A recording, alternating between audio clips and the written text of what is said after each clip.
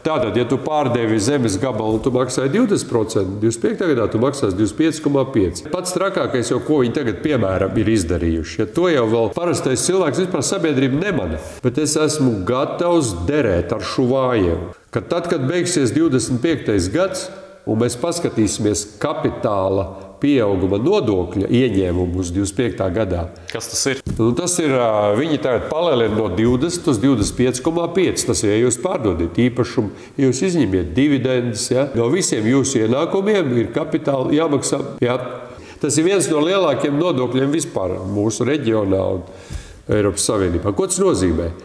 Arī izņemot dividendes. Tas nozīmē, ka ar garantiju es esmu gatavs derēt, kad pie 20% valstī kopumā ienāks 24. gadā, nekā pie 25,5% 25. gadā. Tā ir rupja kļūda. Kāda problēma lielam, veiksmīgam uzņēmējam pārnest savu uzņēmumu uz Igauniju, kur, protams, nav 25,5% vai uz Lietuvu, un izņemt tur ārā dividendes? Tas arī notiks. Bet,